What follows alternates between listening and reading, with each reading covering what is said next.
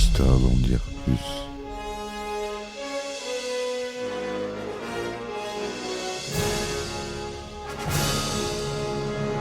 Eh ben attendez, on est en France. Allez, cul sec. Hop.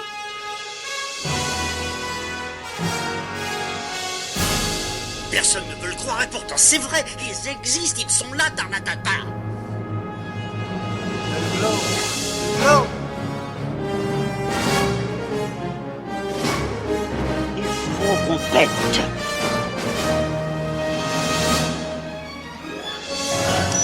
Voyons, circuit branché, correcteur temporel temporisé.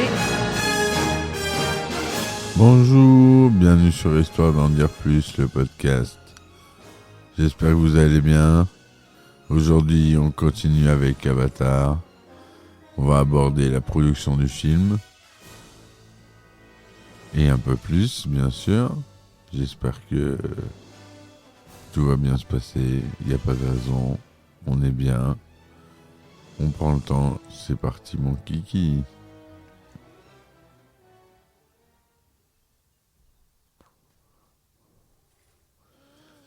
Alors, la production en 2006, James Cameron déclare que si Avatar, qui est sorti en 2009, connaît un succès, il pourrait en réaliser 2 suites. En 2010, il affirme que les suites seront produites comme prévu en raison du grand succès du film. La sortie des suites est initialement prévue pour décembre 2014 et 2015. James Cameron reprend certaines scènes du premier film pour des suites futures. Il prévoit de tourner les suites simultanément et de commencer à travailler une fois que l'intrigue est bien établie. Il explique que les suites vont étendre l'univers d'Avatar en explorant d'autres lunes de Polyphème. La première suite se concentre sur l'océan de Pandora et la forêt tropicale. Il a l'intention de filmer la suite au fond de la fosse des Mariannes à l'aide d'un submersible en eau profonde. En 2011, James Cameron indique qu'il commence tout juste à concevoir l'écosystème océanique de Pandora et les autres mondes qui seront inclus dans l'histoire. L'intrigue, bien que reprenant les thèmes environnementaux du premier film, ne devrait pas être agressive, puisque le film devrait se concentrer sur le divertissement. En décembre 2009, il est confirmé que les suites continueraient à suivre le personnage de Jake et Neytiri. James Cameron laisse entendre que les humains seront de nouveau les antagonistes de l'histoire. En 2011, il fait part de son intention de filmer les suites à une fréquence d'image plus élevée que la norme actuelle, qui est de 24 images par seconde, qui va doubler dans certaines scènes. Je l'ai remarqué quand je suis allé le voir au cinéma. La dernière fois qu'ils ont fait ça, c'était pour Le Hobbit, où Peter Jackson avait tourné en 48 images par seconde. Donc cette utilisation de fréquences d'image plus élevées, c'était pour ajouter un sens accru de la réalité. En 2013, James Cameron annonce que les suites vont être tournées en Nouvelle-Zélande. Les scènes de capture en mouvement, les performance capture, devant être réalisées en 2014. Un accord avec le gouvernement néo-zélandais prévoit qu'au moins une première mondiale soit organisée à Wellington et qu'au moins 500 millions de dollars néo-zélandais, environ 410 millions de dollars américains en taux de change de décembre 2013, soient dépensés pour les activités de production en Nouvelle-Zélande, dont le tournage en prise de vue réelle et les effets visuels. Le gouvernement néo-zélandais annonce qu'il va augmenter son abattement fiscal de base pour les productions cinématographiques de 15 à 25%, étant réservé aux productions internationales sous certaines conditions et 40% aux productions néo-zélandaises, telles que définies par la section 18 du New Zealand Film Commission Act 1978. James Cameron évoque pour la première fois en 2012 une éventuelle 3e suite qui est officielle et confirmée l'année suivante. James Cameron envisage alors de sortir Avatar 2 en 2000. Mais plus tard, dans l'année, la production est reportée à 2014. Le film devant sortir en décembre 2016 et être suivi des 2 autres suites en 2017 et 2018. En 2015, les dates de sortie prévues pour les suites sont repoussées d'1 année supplémentaire, la première suite devant sortir en décembre 2017, en raison du processus d'écriture que James Cameron qualifie de travail complexe. Le mois suivant, la Fox annonce un nouveau report de la date de sortie. En février 2016, la production des suites est censée commencer en avril 2016 en Nouvelle-Zélande.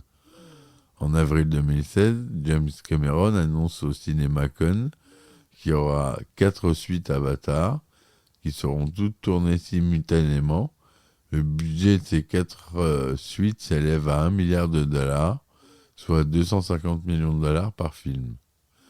Parmi les nouveaux membres de l'équipe, on compte le directeur de la photographie Russell Carpenter, qui a travaillé avec Cameron sur True Lies en 1994 et Titanic en 1997, et Arisha Kamat, qui occupe le rôle de directrice artistique sur les 4 sites.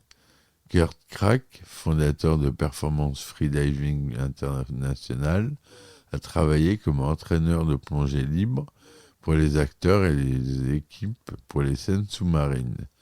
Plusieurs créatures qui ont été présentées pour la première fois dans l'attraction du parc à thème de Walt Disney World, Avatar Flight of Passage, apparaissent dans le film. En 2019, après que plusieurs médias ont partagé des rumeurs de titres potentiels pour les suites Avatar, y compris le titre Avatar la voix de l'eau, James Cameron confirme que les titres mentionnés font partie des titres qui sont à l'étude, mais qui n'ont pas encore été sélectionnés. En 2022, James Cameron affirme qu'environ 10 minutes d'action avec des armes à feu ont été supprimées du film, car il ne souhaite plus fétichiser l'arme à feu, bien qu'il soit considéré comme un cinéaste d'action. En 2012, James Cameron déclare que les suites sont écrites comme des histoires séparées, dont un acte narratif est lié au premier film. La deuxième présentant une fin claire au lieu d'un cliffhanger vers le film suivant. Les scénaristes sont également annoncés. Josh Friedman pour le premier, Rick Jaffa et Amanda Silver pour le deuxième, et Shane Salerno pour le troisième. Cependant, Josh Friedman précise plus tard que Rick Jaffa et Amanda Silver écrivirent la première des 4 suites et qu'il écrit la deuxième. En 2014, James Cameron prévoit d'acheter les 3 scénarios alors prévus en 6 semaines, déclarant que les 3 suites seront produites simultanément et étaient toujours prévues de sortir entre décembre 2016 et 2018. Il ajoute que même si Josh Friedman, Rick Jaffa et Shane Salerno coécrivent chacun une suite avec lui, ils ont d'abord travaillé ensemble sur les 3 scénarios. Je n'ai attribué à chaque scénariste le film sur lequel il allait travailler que le dernier jour. Je savais que si je leur attribuais le scénario à l'avance, ils feraient la sourde oreille chaque fois que nous parlerions de l'autre film. Cameron ajoute qu'ils ont travaillé sur tous les aspects de l'histoire des 3 films pour qu'ils se rejoignent en une sorte de saga de 3 films. Un processus créatif inspiré des expériences dans la salle d'écriture de sa série télévisée Dark Angel. L'écriture prend plus de temps que prévu, obligeant Cameron à reporter à nouveau la sortie des films en 2015. James Cameron passe 1 an à écrire et à achever un scénario complet pour la première suite intitulée Avatar The High Ground, un traitement de 130 pages. Il décide finalement de le jeter et de le recommencer, car le scénario ne comportait pas assez de surprises, ce qui est l'un des éléments essentiels des suites, selon James Cameron. À un moment donné, il menace de licencier ses scénaristes parce qu'ils ne se concentrent que sur les nouvelles histoires, au lieu de comprendre d'abord ce qui a fait le succès du film original. En décembre 2015, James Cameron affirme dans une interview avec Entertainment Weekly « Je suis en train de réécrire les 3 scripts pour les affiner. C'est un processus parallèle à celui de la conception. Le processus de conception est très avancé à ce stade. Nous travaillons sur le design depuis environ 1 an et demi. Tous les personnages, les décors et les créatures sont à peu près fixés. » Le 11 février 2017, James Cameron annonce que l'écriture des 4 suites est terminée. Il estime que l'écriture des scénarios a pris 4 ans au total. Une scène de The High Ground, présentant une bataille dans l'espace entre des navires, des humains et des vaisseaux spatiaux, a été coupée. Elle a été ensuite utilisée dans le roman préquel du même nom. Cameron explique l'avoir supprimée car elle ne respecte pas suffisamment les éléments essentiels de la suite. Au sujet des thèmes traités dans les suites d'Avatar, James Cameron explique « Ce sera une extension naturelle de tous les thèmes et des personnages et des courants spirituels sous-jacents. En gros, si vous avez aimé le premier film, vous adorerez ces films. Et si vous l'avez détesté, vous allez probablement les détester. Si vous l'avez aimé à l'époque et que vous avez dit plus tard que vous l'avez détesté, vous allez probablement aimer cela. » Il compare ensuite les suites à la trilogie du Parrain, entre 72 et 90, la qualifiant de saga familiale générationnelle. C'est de l'organisation des mêmes personnages et de ce qui se passe lorsque des guerriers, prêts à se suicider et à sauter des falaises sur le dos de gros taureaux oranges, grandissent et ont leurs propres enfants. Maintenant, ce sont les enfants qui apportent le changement. C'est intéressant. James Cameron mentionne en février 2019 que le personnage de Took est âgé de 8 ans et que le film comporte une scène entre Jack et Neytiri qui se déroule de son point de vue. Il y a une scène de dispute de 3 pages entre Jake et Neytiri, une dispute conjugale très très importante pour l'intrigue. J'ai fini par tout filmer du point de vue de l'enfant de 8 ans qui se cache sous la structure et jette un coup d'œil. Ayant vécu l'expérience avec Sam Worthington sur Avatar, je savais maintenant comment écrire le personnage de Jack en allant de l'avant à travers les montagnes russes émotionnelles des 4 prochaines suites. Dans une interview de décembre 2019, Stephen Lang déclare que son personnage a toujours été destiné à revenir dans les suites. James Cameron lui aurait confié que Carrick avait un avenir pendant le tournage du premier film. Pour l'actrice Sigourney Weaver, le film parle de la famille, de nos histoires qui essaient de rester unis et de tout ce que nous faisons pour nous protéger les uns les autres et protéger l'endroit où nous vivons. Cette histoire s'inspire beaucoup de la famille de James Cameron et de la joie qu'elle lui procure, mais aussi de la vulnérabilité qu'on ressent lorsqu'on a des enfants. James Cameron affirme que le film aborde les conséquences de la parentalité sur Jake et Neytiri. Devenir parent change tellement votre comportement et votre système de valeurs. Ce que nous avons vu dans le premier film, ce sont des gens qui n'avaient peur de rien.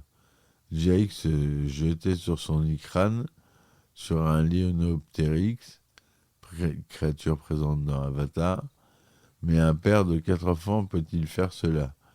Il essaie de garder ses enfants en vie et d'adapter sa propre vie. Est-il encore un guerrier ? Ces jeunes garçons de 14, 15, 16 ans qui arrivent sont-ils tout excités à l'idée de partir à la guerre et de se battre pour leur peuple et leur pays ? Comment Jack va-t-il être hypocrite et les retenir quand il devra aller le faire ? Le critique Brian Tallerico de RobertHerbert.com note que certains thèmes du film font écho à des thèmes de films antérieurs réalisés par Cameron, notamment Titanic, Aliens, Le Retour en 86, Abyss en 89, Terminator en 84, Terminator de Le Jugement Dernier en 91. Par exemple, le film pose la question de savoir s'il faut fuir et se cacher d'un ennemi puissant ou combattre son mal, comme dans les films Terminator. Le film évoque également les thèmes de l'écologisme et de la colonisation. Le tournage préliminaire d'Avatar, La Voix de l'eau, a commencé le 15 août 2017.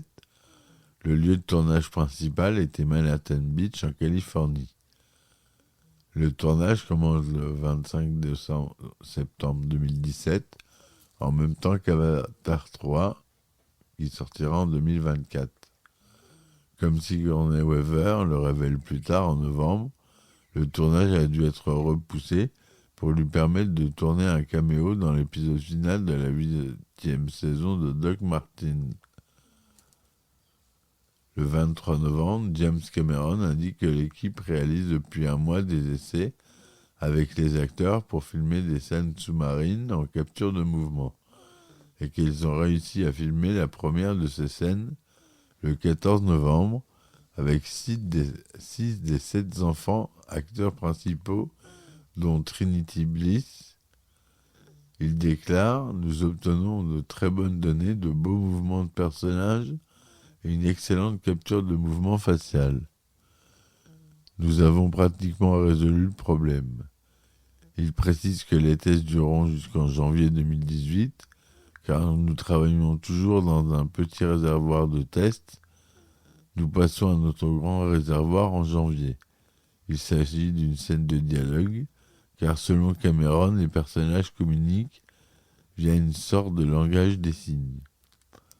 Le 30 avril 2018, lors du tournage d'une scène sous-marine, Kate Winslet retient sa respiration pendant plus de 7 minutes, battant ainsi le record de la plus longue respiration retenue lors d'un tournage d'un film sous l'eau, record précédemment détenu par Tom Cruise pour Mission Impossible Rogue Nation en 2015. Et en mai 2018, Zoé Saldana déclare que le tournage n'est en quelque sorte qu'à mi-chemin et que l'équipe est sur le point de terminer le tournage en capture de mouvement pour le 2e et 3e film. Puis après cela, il passe directement à la pré-production pour la partie en prise de vue réelle qui sera tournée pendant 6 mois en Nouvelle-Zélande. Zoé Saldana termine le tournage de ces scènes le 8 juin, à la fois pour Avatar 2 et sa suite. Cameron déclare à la même période que 130 jours de capture de mouvement ont été tournés. Le 14 novembre 2018, James Cameron annonce que le tournage de la capture de mouvement avec les acteurs principaux est terminé. Alors qu'une partie du film est tournée en 24 images par seconde, de nombreuses scènes rapides sont filmées à 48 images par seconde, comme je vous ai dit tout à l'heure. Cela permet aux objets rapides d'être encore clairement visibles lors des mouvements rapides. Mais il est également considéré qu'en vue trop détaillée, il amène parfois le spectateur à voir des acteurs de jeux vidéo plutôt que les personnages de l'histoire. Le projecteur de la salle de cinéma fonctionne à 48 images par seconde. Pour les sections à 24 images par seconde, les images sont dupliquées. En février 2019, le producteur John Lando déclare que le tournage en prise de vue réelle d'Avatar 2 et 3 va commencer en Nouvelle-Zélande en printemps 2019. Voilà, mes amis, pour cette deuxième partie sur Avatar 2. J'espère que ça vous aura plu. N'hésitez pas à me laisser des commentaires, des likes, des dislikes si ça vous plaît pas. Et si ça vous plaît, vous pouvez me supporter sur ma page Facebook de ma radio, Radio Bourges. qui est lié au podcast, qui produit le podcast. Et il y a des suites sympas que j'ai designées par moi-même. Voilà, je vous dis à très vite pour un nouvel épisode. Merci d'être là et à très vite. Ciao, ciao. Histoire d'en dire plus.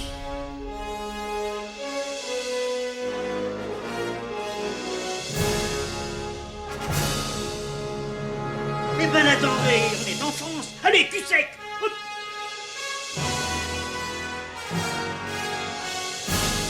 Personne ne veut le croire et pourtant c'est vrai, ils existent, ils sont là, Tarnatata. Le globe. Le globe. Il faut qu'on pète.